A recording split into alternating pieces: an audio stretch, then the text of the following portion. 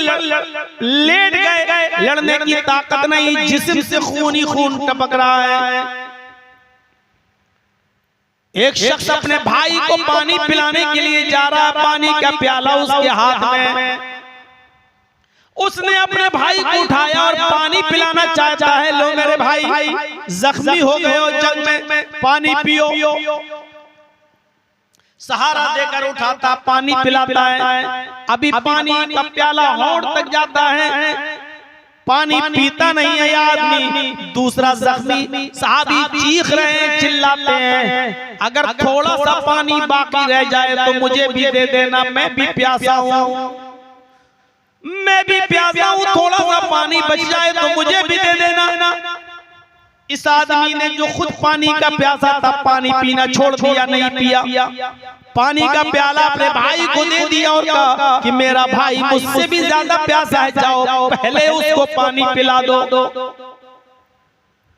ये आदमी दूसरे के पास जाता है, उसको पानी का प्याला देता है कि पानी पियो। ये अपने मुंह तक ले जाता है कि तीसरा चीखता है, थोड़ा सा पानी बच जाए तो मुझे भी दे देना, मैं भी प्यासा हूं। इस आदमी ने भी पानी छोड़ दिया और तीसरे के पास रेफर कर दिया कि ये पानी उसको दे दो, मेरा भाई मुझसे भी ज्यादा प्यासा है। ये आदमी तीसरे के पास गया, उसके पास पहुंचने से पहले तीसरे का इंतकाल हो गया। लौट कर दूसरे के पास आया तो क्या देखा कि दूसरा भी इंतकाल कर गया। फिर वही पानी का भरा हुआ बर्तन लेकर अपने भाई के पास आया, जहां से पिलाना शुरू किया था, पहले के पास आया तो क्या देखता है कि मेरा ये भाई भी अपनी जान जाफरी के सुपुर्द कर चुका है, इसका भी इंतकाल हो गया। जो कौम एक बकरी के थोड़ा सा घास खा लेने की वजह से 27 साल तक लड़ती हो और 40-40 हजार आदमी मार डाले जाते हो, फिर भी जंग बंद न होती हो, ऐसी खूनखार कौम को अल्लाह के नबी ने अपनी तालीम से, मोहब्बत से और अखलाक से ऐसा बना दिया कि जो एक दूसरे की जान लेते थे वो एक दूसरे के लिए अपनी जान देने लगे। नहीं, मुझसे ज्यादा वो प्यासा, पहले उसको पानी पिलाओ। उसके पास गए, नहीं वो हमसे ज्यादा प्यासा, उसको पानी पिलाओ। उसके पास पानी लेके पहुंच गए। उस तीसरा जैसे ही उसको बैठे पानी पिलाने के लिए, उसका इंतकाल हो गया। गौर करो, एक दूसरे ने एक दूसरे के लिए अपनी जान दी थी। ये मोहब्बत इस्लाम ने पैदा किया। इसी का जिक्र कुरान में अल्लाह रब्बुल आलमीन ने कुछ इस तरह किया है, वज़कुरू निअमतल्लाहि अलैकुम इज़ कुंतुम आदान फ़अल्लफ़ बैन क़ुलूबिकुम फ़अस्बहतुम बिनिअमतिही इख़वाना। अल्लाह की उस नेमत को याद करो जो उसने तुम पर बरसाई है कि तुम आपस में एक दूसरे के दुश्मन थे। जब आपस में तुम एक दूसरे के दुश्मन थे, एक दूसरे की गर्दनें उड़ा दिया करते थे, एक दूसरे को कत्ल कर दिया करते थे, एक दूसरे को मार दिया करते थे, एक दूसरे के खून के प्यासे थे। फ़अल्लफ़ बैन क़ुलूबिकुम, तो अल्लाह ने तुम्हारे दिलों में मोहब्बत पैदा कर दी, तुम्हारे दिलों में उल्फत डाल दी। फ़अस्बहतुम बिनिअमतिही इख़वाना, तो तुम अल्लाह की नेमत से, मुहम्मदुर रसूलुल्लाह की आमद से और इस्लाम के आ जाने से तुम आपस में भाई बन गए। भाई बना दिया, भाई। तालीम भी दी तो ऐसी दी जो अपने लिए पसंद करो, वो अपने भाई के लिए पसंद करो। इस तालीम में क्या है? जो तुम अपने लिए पसंद करते हो वही अपने मुसलमान भाई के लिए पसंद। यहाँ तो ये हाल है कि जर्जी साहब अगर चाय की दुकान खोल लें और 15-20 दिन में अच्छी चलने लगे, लोग कस्टमर आने लगे और हमारी चाय की चर्चे होने लगे, तो हमारे गांव के किसी आदमी को मेरी ये खुशी देखी नहीं जाएगी और मेरे बगल में अपनी चाय की दुकान खोल लेंगे। अगर मैं कपड़े की दुकान पर बैठकर कपड़ा बेच रहा हूं तो हमारे गांव के किसी आदमी को ये खुशी देखी नहीं जाएगी ये कमा रहा है, इसका मतलब ये है कि हम भी कपड़े की दुकान इसके बगल में खोलें। कंपटीशन का दौर है, ये सूरत हाल पैदा हो गई है आज हमारी। क्या आप पसंद करते हैं कि आप जहां दुकान खोलें वहां आपके बगल में कोई दूसरा खोले? जब आप ये पसंद नहीं करते तो आपको ये कैसे गवारा है कि उसकी चाय की दुकान चल रही है, हम बगल में चाय की दुकान खोल।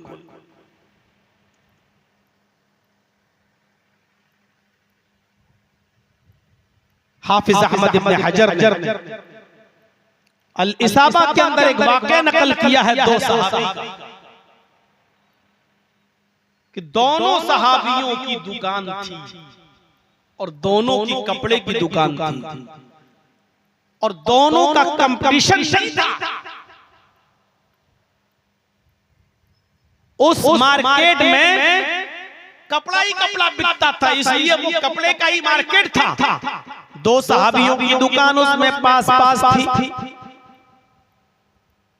एक कस्टमर आया, एक सहाबी की दुकान के अंदर दाखिल हुआ, उसने कपड़ा खरीदा और चल दिया।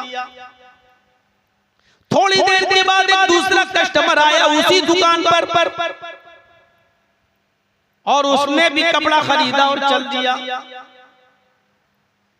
अब तीसरा कस्टमर भी उसी दुकान पर आया और गौर से कपड़ा पूछने लगा। अब ये सहाबी जो कपड़ा बेच रहे हैं, अब ये क्या सोच रहे हैं? क्या ये सोच है आज हमारे अंदर? ये क्या सोच रहे हैं कि मैं तो दो लोगों को कपड़ा बेच चुका हूं, अभी बेचा, इससे पहले भी एक आदमी आया वो भी ले गया, मैंने तो दो लोगों को कपड़ा बेच दिया, मेरी इनकम तो इतनी हो गई, मुझे तो इतनी प्रॉफिट मिल गई कि आज शाम का चूल्हा मेरे घर जल जाएगा और मेरे बीवी बच्चे खाना खा लेंगे। लेकिन मेरे पड़ोस में जो साहबी हैं, उनकी जो कपड़े की दुकान है, उनका अभी तक कोई कपड़ा नहीं बिका, उनकी भी बीवी है, उनके भी बच्चे हैं, उसके घर में चूल्हा कैसे जलेगा? तो इस सहाबी ने कहा कि जो कपड़ा तुम खरीदना चाहते हो वो कपड़ा मेरे पास खत्म हो गया है, लेकिन मेरे पड़ोस में फला आदमी फला के पास वो कपड़ा मौजूद है, जाओ वो कपड़ा तुम उससे खरीद लो। ये उठा और उस दुकान पे चला गया और वहां से कपड़ा खरीद कर अपने घर चला गया। ये सोच कि मैं तो दो आदमियों को कपड़ा बेच चुका हूं, आज शाम का चूल्हा मेरे घर तो जल जाएगा, लेकिन मेरे भाई की दुकान है, उसने कोई कपड़ा नहीं बेचा है, उसके घर चूल्हा कैसे जलेगा? उसके भी तो बच्चे हैं, उसकी भी तो बीवी है, उसके घर में भी चूल्हा जलना चाहिए। उस आदमी ने अपना कस्टमर उसकी तरफ रेफर कर दिया कि जाओ। आज ये तसव्वुर किया जा सकता है? 27 सालें तो हमें हो गई तकरीबन तकरीर करते करते, 1999 से 2026 तक 27 साल की तकरीरों के बावजूद अभी तक हम एक दूसरे को, मुसलमान को एक दूसरे का भाई नहीं बना सके, अभी नफरतें दूर नहीं कर सके,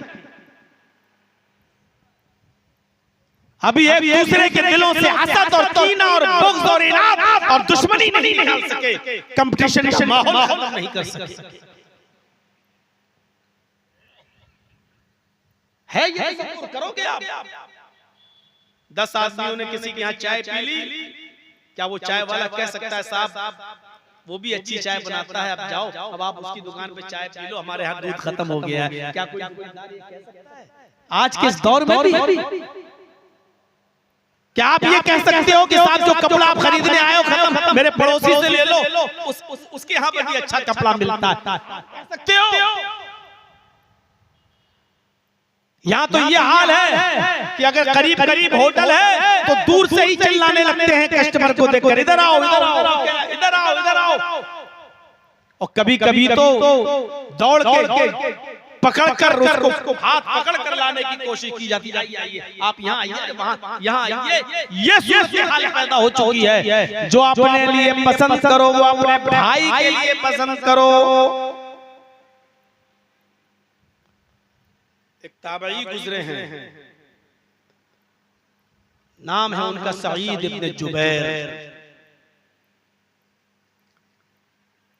हज्जाज इब्न यूसुफ के खिलाफ अलम बगत बुलंद किए रहे, हक बात बोलते रहे, और हज्जाज इब्न यूसुफ ने उनके कत्ल का हुक्म सादिर फरमा दिया और ऐलान कर दिया, सईद इब्न जुबैर जहां भी मिले उनको पकड़कर मेरे सामने जिंदा लाया जाए, इसलिए कि मैं उनको अपनी आंखों के सामने कत्ल होता हुआ देखना चाहता हूं। हज्जाज इब्न यूसुफ ने सईद इब्न जुबैर के लिए अपनी पूरी पुलिस अपने पूरे मुल्क के अंदर लगा दी कि सईद इब्न जुबैर को पकड़ कर लाया जाए। सईद इब्न जुबैर कभी यहाँ छिपते कभी वहाँ छुपते, बहुत नेक आदमी थे, इसलिए कोई भी मुसलमान उनको अपने घर में जगह दे देता था। आइए रात यहाँ गुजार दीजिए, चलिए आज यहाँ मत रहिए, कहीं ऐसा ना हो कि पुलिस को खबर लग जाए, कल दूसरी जगह चले जाइए। वो बचते बचाते रहे। एक दिन ऐसा हुआ कि किसी की वो आराम फरमा रहे थे रात में, और हज्जाज इब्न यूसुफ की पुलिस को पता चल गया। हज्जाज इब्न यूसुफ की पुलिस को खबर हो गई, किसी ने मुखबिरी कर दी कि फलां के घर में है सईद इब्न जुबैर, और मुखबिरी अपने ही करते हैं, मुखबिरी अपने ही करते हैं, दूसरे लोग नहीं, अपने। कोरोना में क्या माहौल था, गोश्त तक नहीं मिल रहा था, और चोरी छिपके हम लोगों के यहाँ, हमारे शहर इटावा का ये हाल था कि चोरी छुपे अगर कहीं एक घर में बकरा ज़िबा कर लिया और लोगों को बताया आप गोश्त यहाँ से ले जाओ, तो अपने ही लोगों ने मुखबिरी कर करके पकड़ाया था कि देखो फलां के घर में आज बकरा ज़िबा हुआ है। अपने मुखबिरी करते हैं। सईद इब्न जुबैर के बारे में भी हज्जाज की पुलिस को अपनों ने मुखबिरी कर दी कि सईद इब्न जुबैर फलां के घर में छिपे हुए हैं। दो पुलिस वाले रात में छापा मारते हैं और सईद इब्न जुबैर को गिरफ्तार कर लेते हैं, पकड़े जाते हैं। जो चीज मैं बताने जा रहा हूं वो सुनिएगा।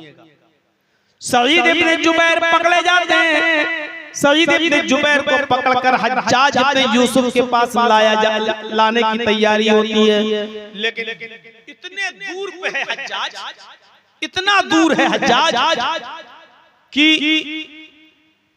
एक हफ्ता लगेगा। अगर घोड़े पर भी बैठकर चला जाए तो हज्जाज तक पहुंचने में एक हफ्ते का टाइम लगेगा, एक हफ्ता। पुलिस वाले उनको लाते हैं, सुबह से शाम तक चलाते हैं। वो पुलिस वाले भी मुसलमान हैं, हज्जाज की पुलिस है लेकिन वो भी मुसलमान है।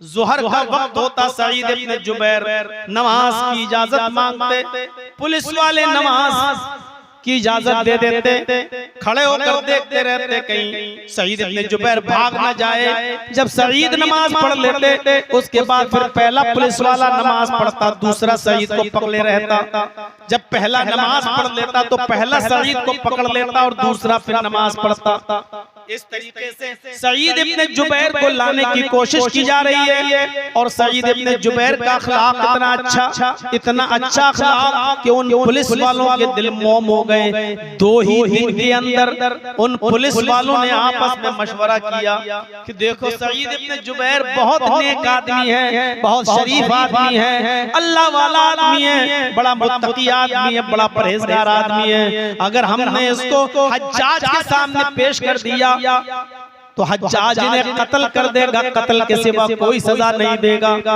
हम दोनों अपने सर पर क्यों गुनाह लें और एक नेक आदमी का कत्ल क्यों हो। उन दोनों पुलिस वालों ने आपस में मशवरा किया कि हम लोग चुपके से सईद इब्न जुबैर को छोड़ देते हैं और सईद इब्न जुबैर से कहते हैं कि तुम जाओ अपनी जान बचाओ और किसी तरीके से रात का फायदा उठाकर इस मुल्क से बाहर निकल जाओ। अगर हज्जाज इब्न यूसुफ के पास तुम्हें ले जाया गया तो वो तुम्हें कत्ल कर देगा। दोनों दोनों पुलिस वाले इस बात का तैयार हो जाते हैं कि ठीक है, इस नेक आदमी की बद्दुआ हम क्यों लें, इस नेक आदमी के कत्ल का गुनाह अपने सर पर क्यों ला दें। ये बड़े नेक आदमी हैं, बच्चों वाले हैं, बड़े शरीफ हैं, इनके कई बच्चे हैं, लिहाजा वो बच्चे यतीम हो जाएंगे। इन दोनों पुलिस वालों ने सईद इब्न जुबैर से कहा, मुसलमानों गौर से सुनना इस वाक़े को और अंदाजा लगाना। सईद इब्न जुबैर से पुलिस वाले कह रहे हैं, ऐ सईद, अगर मैं तुम्हें हज्जाज के सामने पेश कर दिया, हज्जाज तुम्हें कत्ल कर देगा।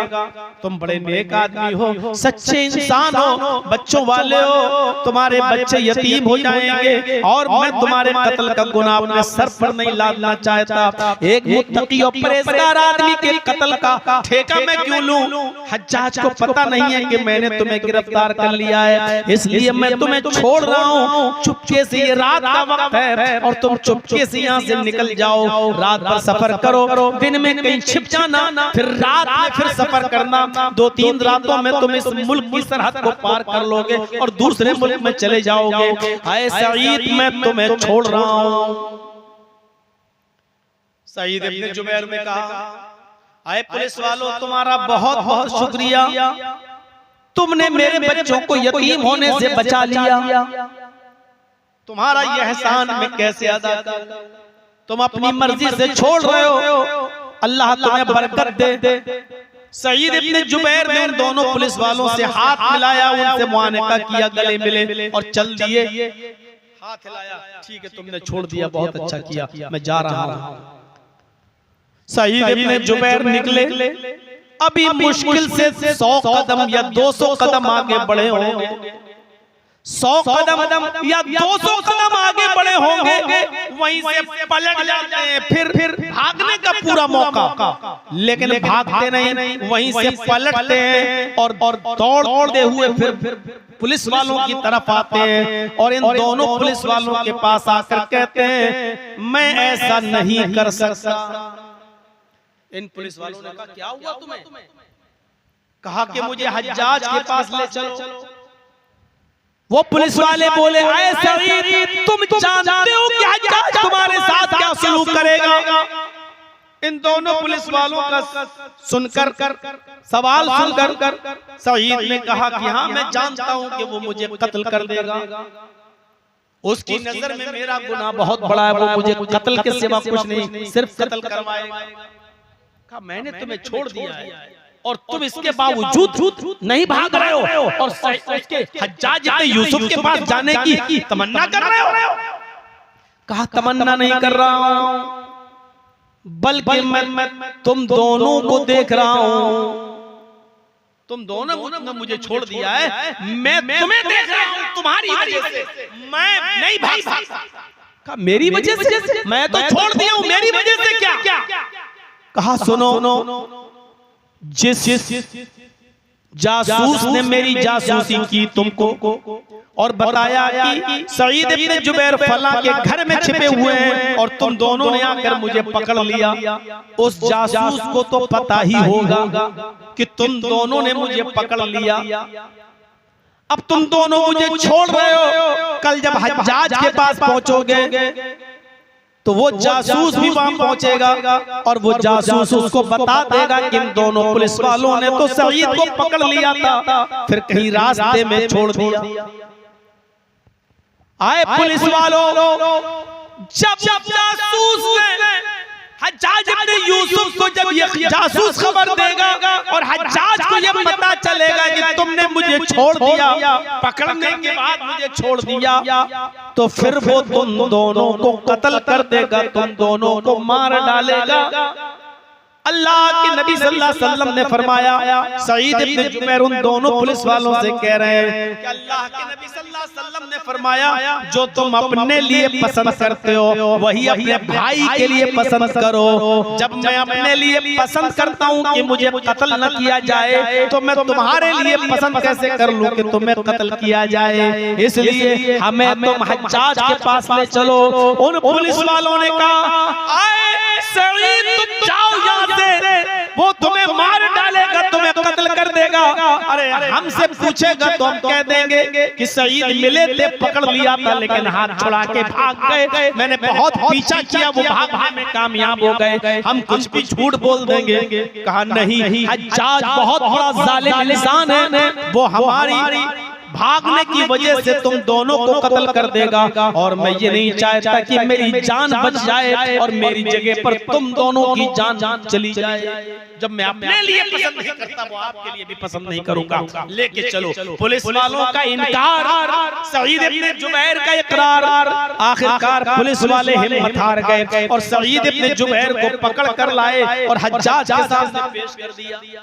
सईद इब्ने जुबैर नहीं माने, नहीं मैं चलूंगा तुम्हारे साथ। और उन दोनों पुलिस वालों ने हज्जाज के सामने जब पेश किया तो सईद इब्ने जुबैर को हज्जाज ने देखा और देखने के बाद मुस्कुराया। कितने दिन भाग कर रहे हो, जाओगे कहां? मेरी पुलिस वो है जो पाताल से भी ढूंढ लेती है मुजरिम को।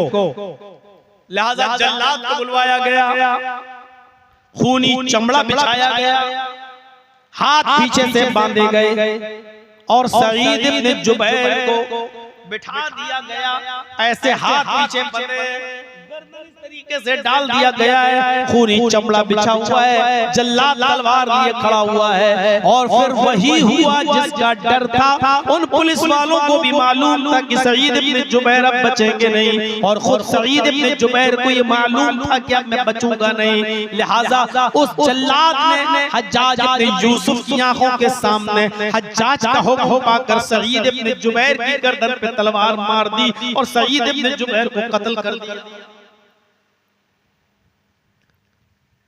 पूरा वाक़या बयान करने का मकसद यह है कि सईद इब्ने जुबैर ने अपने आप को कत्ल करवाना पसंद कर लिया, लेकिन उन दोनों पुलिस वालों को फंसाना गवारा नहीं किया। वो ये नहीं चाहते थे कि मेरी जान बच जाए और मेरी ये दोनों पकड़े जाएं और फंसे और इन दोनों को कत्ल कर दिया जाए। मेरे भाइयों, ये एक मुसलमान की जिम्मेदारी होती है, एक मुसलमान की पहचान होती है। और इसी को कहा इन्नमल मुमिनूना इख्वा, मोमिन आपस में भाई भाई हैं। और मुसलमान का काम ये होता है जो अपने लिए पसंद करता है वही दूसरे के लिए भी पसंद करता है, और जो अपने लिए पसंद नहीं करता के लिए भी पसंद नहीं करता। हम मुसलमान हैं और है तो ये सिफत पाई जाती है। क्या हम अपने लिए जो पसंद करते हैं वो आपके लिए भी पसंद करते हैं? क्या हम अपने लिए जो चीज ना पसंद करते हैं वो आपके लिए भी ना पसंद करते हैं? नहीं। फिर मुसलमान याद रखिएगा, ईमानी रिश्ता, ईमानी रिश्ता खूनी रिश्ते से ज्यादा अहमियत रखता है। अगर एक काला कलूटा दूर दराज से आया हुआ आदमी, सियाफाम आदमी अगर कलमा पढ़ता है और कलमा पढ़कर इस्लाम ला चुका है और आपका अपना सगा भाई इस्लाम से दूर है, काफिर है, तो जो अहमियत उस सियाफाम और काले कलूटे कलमा गो मुसलमान की होगी, आपके सगे भाई नहीं। एक वाकया आपके सामने रखता हूं। जंगे बद्र हुई। जंगे बद्र में 70 काफिर कैद किए गए, 70 मारे गए और 70 कैद किए गए। इन 70 काफिरों में एक काफिर था जिसका नाम था आदी इब्ने उमैर। क्या नाम था? आदी इब्ने उमैर। ये भाई थे किसके? मुसाब इब्ने उमैर के। मुसाब के भाई थे आदी और बाप दोनों के थे उमैर। एक बाप के दो बेटे, एक का नाम आदी और एक का नाम मुसाब। मुसाब इस्लाम ला चुके थे। मुसाब जंगे बदर में नबी अकरम मोहम्मद रसूलुल्लाह का साथ दे रहे थे और आदी अबू जहल का साथ दे रहा था।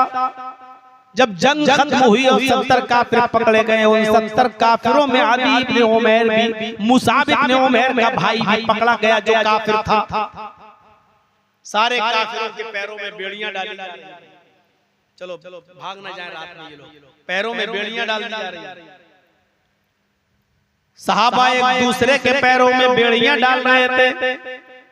जब नंबर आता है आदि के पैरों में बेड़ियां डालने का मंजर देखिए। जब आदि इब्ने उमैर के पैरों में बेड़ियां डालने का नंबर आता है तो जो सहाबी उनके पैरों में बेड़ियां डाल रहे थे, हजरत मुसाब इब्ने उमैर उनसे कह रहे थे ऐसे नहीं, ऐसे ये ताला यहाँ नहीं, यहाँ लगाओ, इसको टाइट कर दो। ये ताला तोड़ने में बहुत माहिर है, बेड़ियां तोड़ने में बहुत माहिर है। ये बेड़ियां तोड़ देगा और रात में भाग जाएगा। इसको यहाँ से टाइट करो, यहाँ से टाइट करो, यहाँ से टाइट करो। मुसाब इब्ने उमैर उस सहाबी को बताने लगे कि ये उमैर आदि को यहाँ बेड़ियां डालो और यहाँ से टाइट करो। आदि ने देखा कि मेरा भाई ये मशवरा दे रहा है तो गुस्से से आंख लाल पीली करके बोला, थूकता हूं तेरे चेहरे पर। आए मुसाब, तू भाई है? तू भाई नहीं कसाई। कैसा भाई है?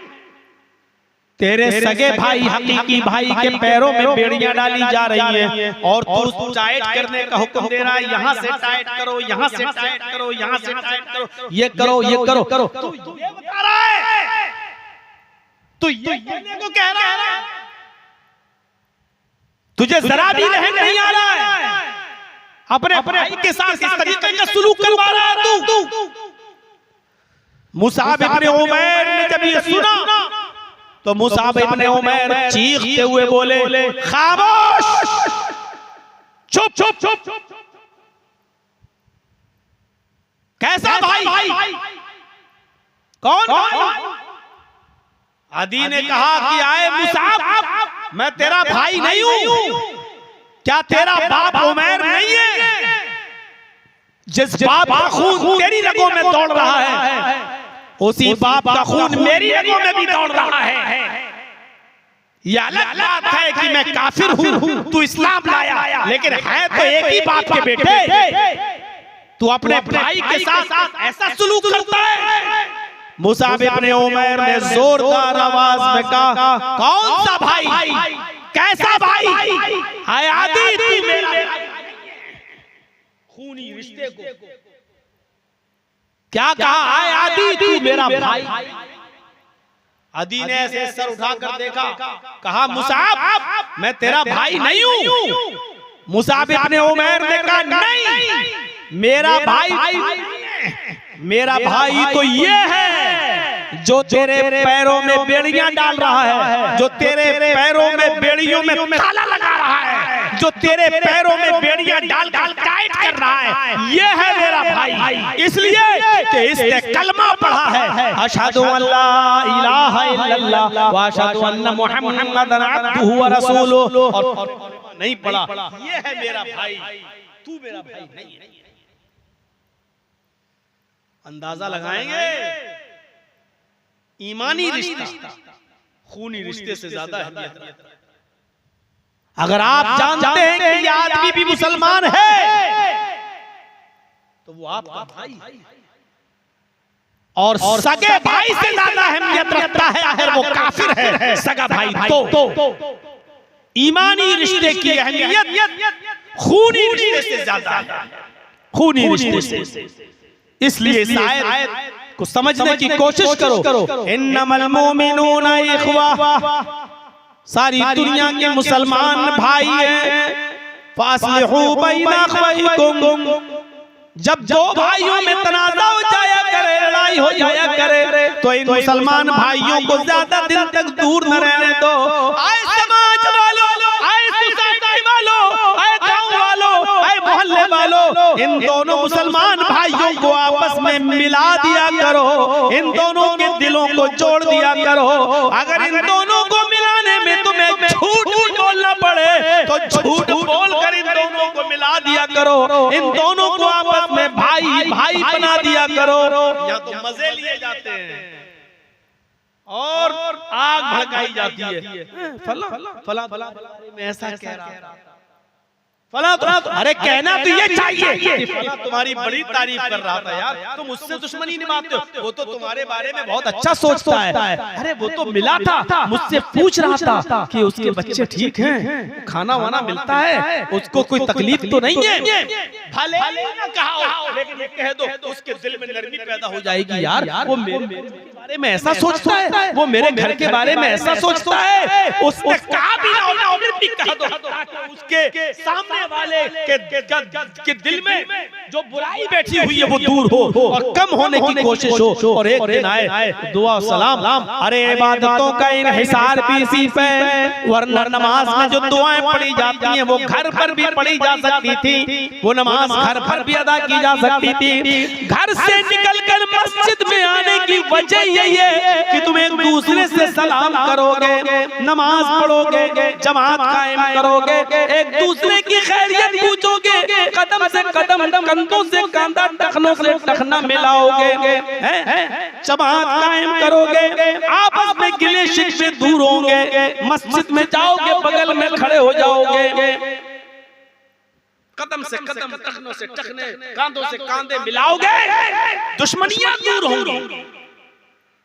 मेरे भाइयों, ये नमाज की जमात इसीलिए फर्ज की गई है ताकि एक दूसरे से मुलाकातें हो, एक दूसरे से दुख दर्द पूछा जाए, एक दूसरे के हालात। अब मान लीजिए 5 वक्त के नमाजी हैं, आज एक आदमी नहीं आया, अब आपके दिल में ख्याल आएगा यार ये आदमी तो आता था, आज क्यों नहीं आया, चलिए कोई बात नहीं, जोहर में असर में वो फिर नहीं आया, अरे क्या हुआ, वो जोहर में भी नहीं दिखा, असर में भी नहीं दिखा। अब आप पूछेंगे लोगों से, पता चला कि वो तो हॉस्पिटल में एडमिट है। अब आप हॉस्पिटल जाएंगे, जरूरतमंद होगा तो उसकी आप मदद भी करेंगे। ये है जमात का मकसद, ये है नमाज को जमात के साथ अदा करने का फलसफा, ताकि एक दूसरे की हमदर्दी, एक दूसरे का गम, एक दूसरे का दर्द हमारे दिलों में पैदा हो। यही चीज रोजा भी यही सिखाता है, दिन भर भूखे और प्यासे रहकर आपको एहसास हो कि हम तो एक महीना भूखे और प्यासे नहीं रह पा रहे हैं। उन गरीबों का क्या हाल होता होगा जिनके घरों में पूरे साल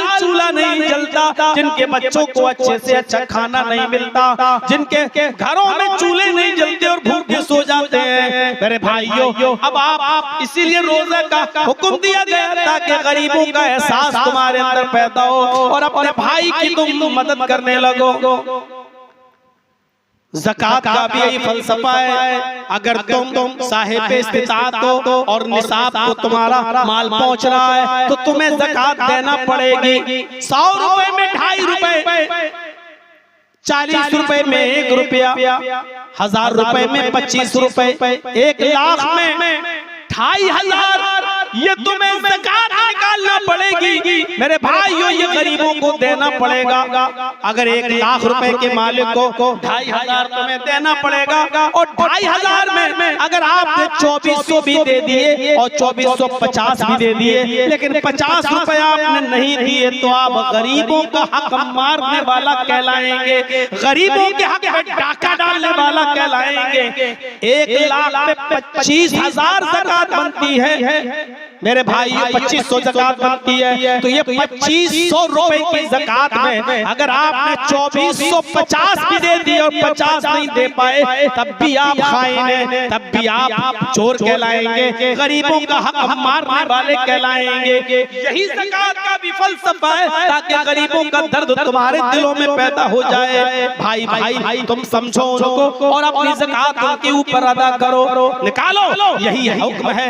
हज का भी मैदान हज में जमा है, काले भी, गोरे भी, अमीर भी, गरीब भी, सारे के सारे वहाँ मौजूद हैं। आय अल्लाह, मैं गुनाहों का बोझ लाद कर अपने सर पर तेरे दरबार में आया हूँ। आय मेरे परवरदिगार, आय मेरे अल्लाह, हम हमारे गुनाहों को तू मिटा दे। अमीरी और गरीबी का फर्क मिट गया। लब्बैक लब्बैक लब्बैक अल्लाहुम्मा लब्बैक ला शरीक का लगा आप बार बार ये दुआ पढ़ रहे हो, चीख रहे हो, चिल्ला रहे हैं, ऐ अल्लाह मैं हाजिर हूँ, मेरे गुनाह मिटा दे। अमीरी और गरीबी का फर्क मिट गया। वहाँ सब ये कहते हैं कि हम सब भाई भाई हैं, कोई छोटा नहीं, कोई बड़ा नहीं, कोई अमीर नहीं, कोई गरीब नहीं, एक ही लिबास में है, सब सफेद कपड़े में है, सफेद एहराम में। अमीरी और गरीबी का फर्क मिट चुका है और सब ये कह रहे हैं कि अल्लाह मैं हाजिर हूँ, तू मेरे गुनाह को मिटा दे। तो सारी इबादतों का इन्हिसार यही है मेरे भाइयों कि गरीबों का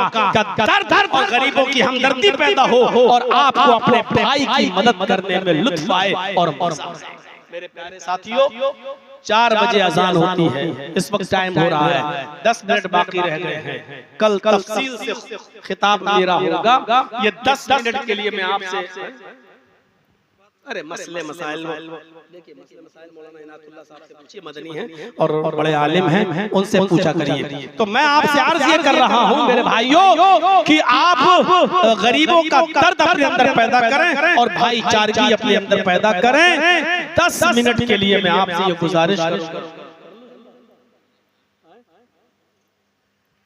कुछ देंगे आप मदरसे के लिए? हमारे हाथ पर बहुत कम चंदा होता है, ऐसे अगर रहेगा तो फिर मदरसे बंद हो जाएंगे, कैसे चलेंगे? आप लोगों के ताबून से चलते हैं। तो 10 मिनट में आपके पास बैठता हूँ और मैं गुजारिश करता हूँ आपसे कि आप मेरे हाथ में भी अगर मदरसे का ताबून करना चाहें तो कर दें। अल्लाह ताला आपको इसका पूरा अजर अज़ीम अता फरमाएगा। जो खिताब आपने किया है आपके सामने वो भाईचारे के ऊपर है। इस्लामी उख़्वत और भाईचारा हम अपने अंदर पैदा करें और अल्लाह से दुआ करता हूँ कि मैं ऐ अल्लाह तो हम सबको आपस में भाई भाई बना दे।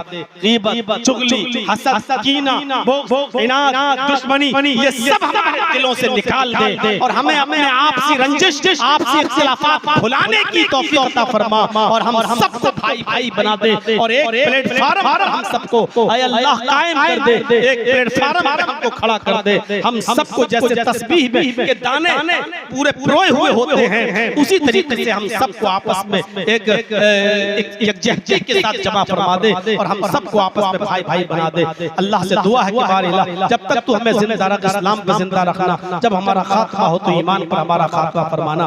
वमा अलैना इल्लल बलागुल मुबीन व आखिरु दअवाना अल्हम्दुलिल्लाहि रब्बिल आलमीन। अस्सलामु अलैकुम व रहमतुल्लाहि व बरकातुहू। जो लोग मेरे हाथ में देना चाहें दे दें और अगर आज नहीं दे रहे हैं तो आपसे गुजारिश है कि कल थोड़ा सा अपनी जेब गर्म करके आएं, मदरसे का ताउन करें और आपसे मेरी मुअद्दिबाना इल्तिमास है कि इदारे आप ही के